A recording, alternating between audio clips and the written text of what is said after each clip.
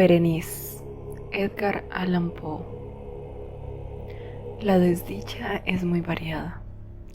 La desgracia cunde multiforme en la tierra. Desplegada por el ancho horizonte como el arco iris, sus colores son tan variados como los de este, a la vez tan distintos y tan íntimamente unidos. Desplegada por el ancho horizonte como el arco iris, ¿cómo es que de la belleza ha derivado un tipo de fealdad, de la alianza y la paz un símil del dolor? Igual que en la ética, el mal es consecuencia del bien. En realidad, de la alegría nace la tristeza. O la memoria de la dicha pasada es la angustia de hoy. O las agonías que son se originan en los éxtasis que pudieron haber sido. Mi nombre de pila es Igost, no diré mi apellido. Sin embargo, no hay en este país torres más venerables que las de mi sombría y lúgubre mansión.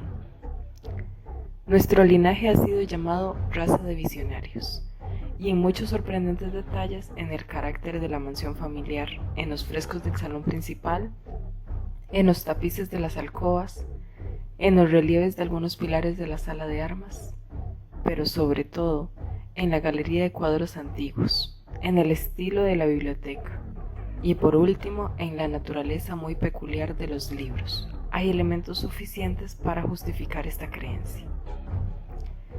Los recuerdos de mis primeros años se relacionan con esta mansión y con sus libros, de los que ya no volveré a hablar. Allí murió mi madre, allí nací yo. Pero es inútil decir que no había vivido antes, que el alma no conoce una existencia previa. ¿Lo negáis? No discutiremos este punto. Yo estoy convencido, pero no intento convencer. Sin embargo, hay un recuerdo de formas etéreas, de ojos espirituales y expresivos, de sonidos musicales y tristes, un recuerdo que no puedo marginar, una memoria como una sombra, vaga, variable, indefinida, vacilante, y como una sombra también por la imposibilidad de librarme de ella mientras brilla la luz de mi razón. En esa mansión nací yo.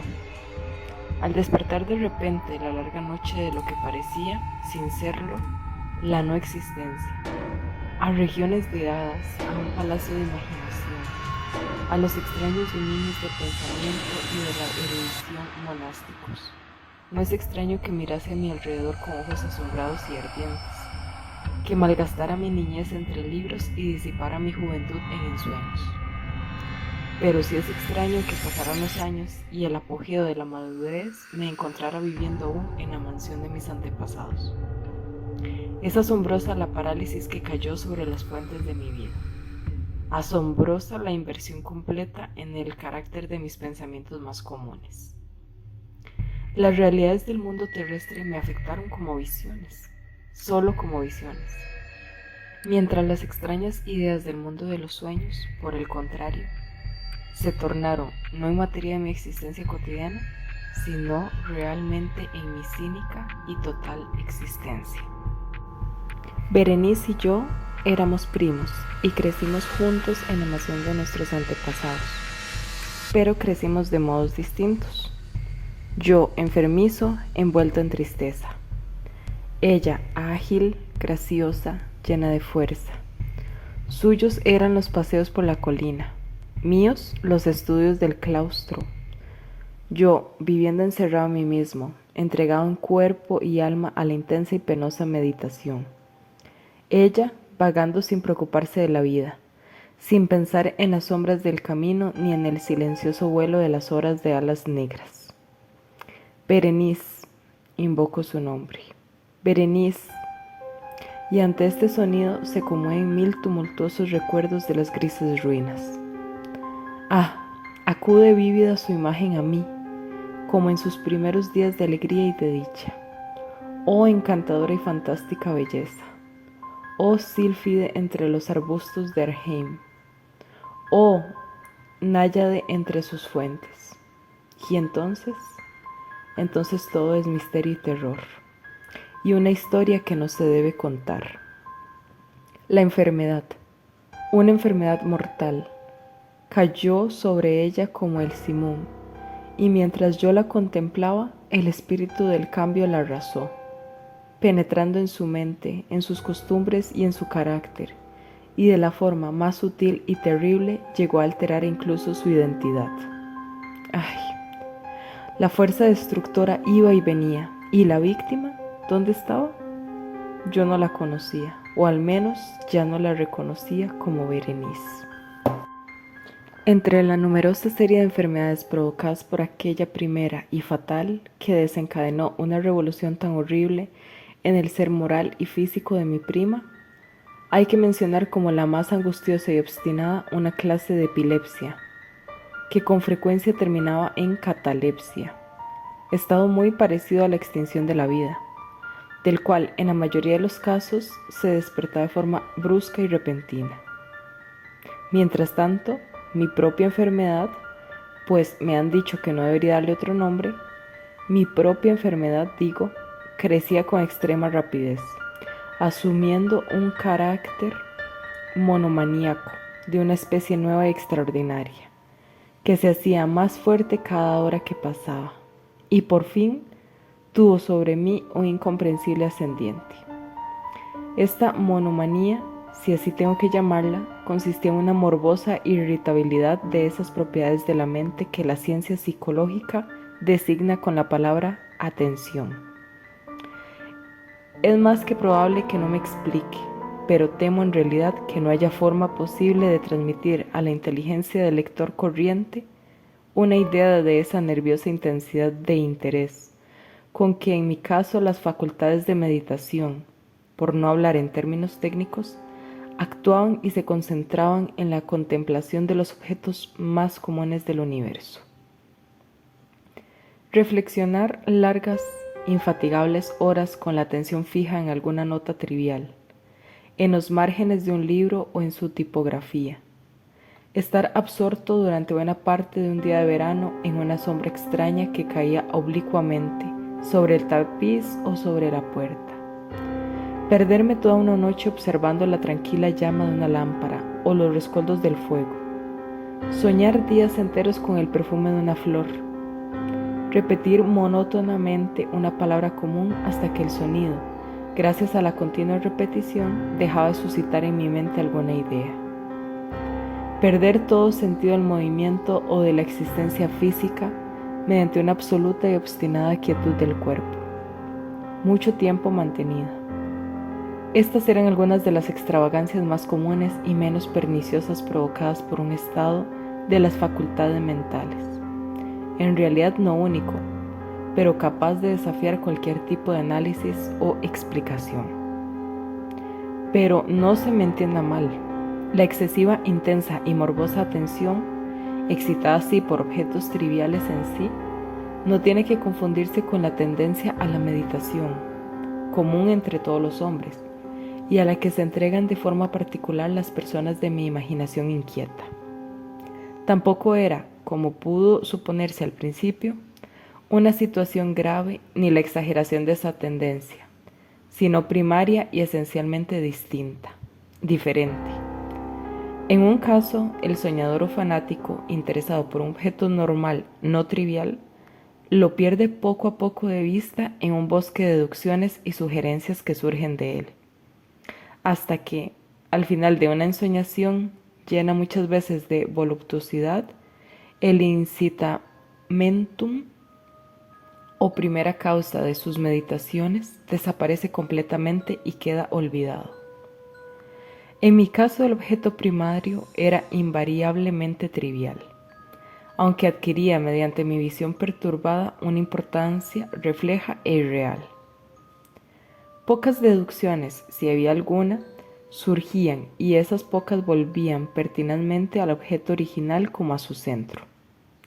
Las meditaciones nunca eran agradables y al final de la ensoñación, la primera causa, lejos de perderse de vista, había causado ese interés sobrenaturalmente exagerado, que constituía el rasgo primordial de la enfermedad. En una palabra, las facultades que más ejercía la mente en mi caso eran, como ya he dicho, las de la atención, mientras que en el caso del soñador son las de la especulación. Mis libros en esa época, si no servían realmente para aumentar el trastorno, compartían en gran medida, como se verá por su carácter imaginativo e inconexo, las características peculiares del trastorno mismo.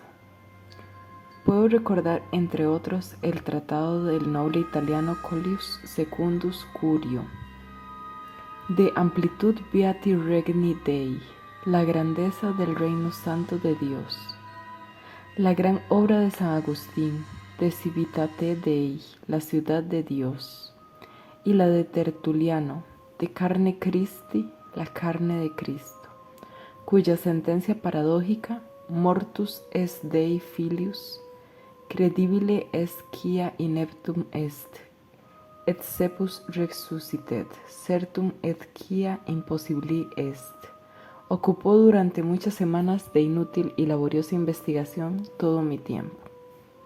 Así se verá que, arrancada de su equilibrio solo por cosas triviales, mi razón se parecía a ese peñasco marino del que nos habla Ptolomeo Hefestión, que resistía firme los ataques de la violencia humana y la furia más feroz de las aguas y de los vientos, pero temblaba a simple contacto de la flor llamada asphodelo, y aunque para un observador desapercibido pudiera parecer fuera de toda duda que la alteración producida en la condición moral de Berenice por su desgraciada enfermedad me había proporcionado muchos temas para el ejercicio de esta meditación intensa y anormal, cuya naturaleza me ha costado bastante explicar.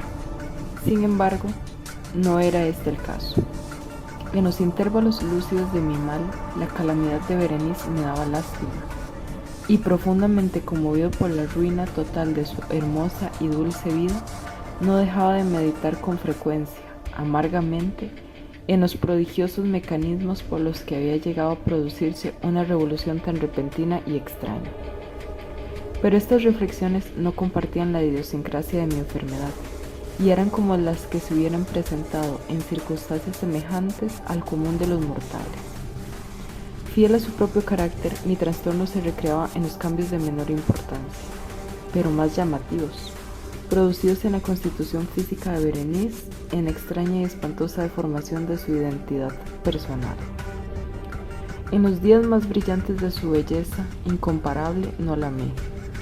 En la extraña anomalía de mi existencia, mis sentimientos nunca venían del corazón, y mis pasiones siempre venían de la mente. En los brumosos amaneceres, en las sombras entrelazadas del bosque al mediodía, y en el silencio de mi biblioteca por la noche, ella había flotado ante mis ojos, y yo la había visto, no como la Berenice viva y palpitante, sino como la Berenice de un sueño, no como una moradora de la tierra, sino como su abstracción, no como algo para admirar, sino para analizar, no como un objeto de amor, sino como tema de la más abstrusa, aunque inconexa especulación. Y ahora temblaba en su presencia y palidecía cuando se acercaba. Sin embargo, lamentando amargamente su decadencia y su ruina, recordé que me había amado mucho tiempo y que un momento aciago le hablé de matrimonio. Y cuando por fin se acercaba la fecha de nuestro matrimonio, una tarde de invierno, en uno de esos días intempestivamente cálidos, tranquilos y brumosos que constituyen la nodriza de la bella Alción, estaba yo sentado y creía encontrarme solo, en el gabinete interior de la biblioteca, y al levantar los ojos, vi a Berenice ante mí. Fue mi imaginación excitada, la influencia de la atmósfera brumosa, la incierta luz crepuscular del aposento, los vestidos grises que envolvían su figura, los que le dieron un contorno tan vacilante e indefinido. No sabría decirlo. Ella no dijo una palabra, y yo por nada del mundo hubiera podido pronunciar una sílaba. Un escalofrío helado cruzó mi cuerpo. Me oprimió una sensación de insufrible ansiedad. Una curiosidad devoradora invadió mi alma, y reclinándome en la silla, me quedé un rato sin aliento, inmóvil, con mis ojos clavados en su persona. Su delgadez era extrema, y ni la menor huella de su ser anterior se mostraba una sola línea del contorno. Mi ardiente mirada cayó por fin sobre su rostro. La frente era alta, muy pálida y extrañamente serena. Lo que en un tiempo fuera cabello negro azabache caía parcialmente sobre la frente y sombreaba las sienes hundidas con innumerables rizos de un color rubio reluciente, que contrastaban discordantes por su matiz fantástico con la melancolía de su rostro. Sus ojos no tenían brillo y parecían sin pupilas, y esquivé involuntariamente su mirada vidriosa para contemplar sus labios finos y contraídos. Se entreabrieron y en una sonrisa de expresión peculiar, los dientes de la desconocida Berenice se revelaron lentamente a mis ojos. Quiera Dios que nunca los hubiera visto, o que después de verlos hubiera muerto. El golpe de una puerta al cerrarse me distrajo, y al levantar la vista descubrí que mi prima había salido del aposento. Pero de los desordenados aposentos de mi cerebro no había salido ni se podía apartar el blanco y horrible espectro de los dientes. Ni una mota en su superficie, ni una sombra en el esmalte, ni una mella en sus bordes habían los dientes de esa sonrisa fugaz que no se grabara en mi memoria. Ahora los veía con más claridad que un momento antes. Los dientes, estaban aquí y allí y en todas partes, visibles y palpables ante mí, largos, finos y excesivamente blancos, con los pálidos labios contrayéndose a su alrededor, como en el mismo instante en que habían empezado a crecer. Entonces llegó toda la furia de mi monomanía, y yo luché en vano contra su extraña e irresistible influencia. Entre los muchos objetos del mundo externo solo pensaba en los dientes. Los anhelaba con un deseo frenético. Todas las demás preocupaciones y los demás intereses quedaron supeditados a esa contemplación. Ellos eran los únicos que estaban presentes a mi mirada mental y en su instituible individualidad llegaron a ser la esencia de mi vida intelectual. Los examiné bajo todos los aspectos, los vi desde todas las perspectivas. Analicé sus características, estudié sus peculiaridades, me fijé en su conformación, pensé en los cambios de su naturaleza. Me estremecí al atribuirles en la imaginación un poder sensible y consciente, y aún sin la ayuda de los labios una capacidad de expresión moral. De Mademoiselle Salé se había dicho con razón que tous ses pas étaient des sentiments, y de Berenice yo creía seriamente que tous ses dents étaient des idées. Des idées. Ah, este absurdo pensamiento me destruyó. Des idées. Ah, por eso los codiciaba tan desesperadamente. Sentí que solo su posesión me podía devolver la paz, devolviéndome la razón. Y la tarde cayó sobre mí, y vino la oscuridad. Duró y se fue, y amaneció el nuevo día, y las brumas de una segunda noche se acumularon alrededor, y yo seguía inmóvil sentado en aquella habitación solitaria, y seguí sumido en la meditación. El fantasma de los dientes mantenía su terrible dominio, como si, con claridad viva y horrible, flotara entre los cambiantes luces y sombras de la habitación. Al fin irrumpió en mis sueños un grito de horror y consternación, y después, tras una pausa, el ruido de voces preocupadas, mezcladas con apagados gemidos de dolor y de pena.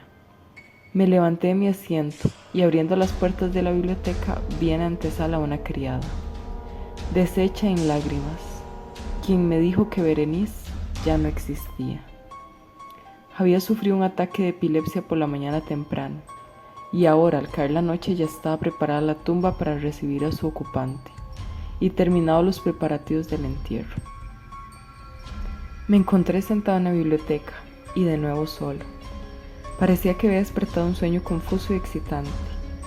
Sabía que era medianoche y que desde la puesta del sol Berenice estaba enterrada, pero no tenía una idea exacta, o por lo menos definida, de ese melancólico periodo intermedio. Sin embargo, el recuerdo de ese intervalo estaba lleno de horror más horrible por ser vago, terror más terrible por ser ambiguo.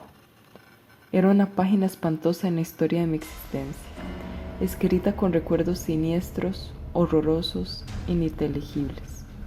Luché por descifrarlos, pero fue en vano.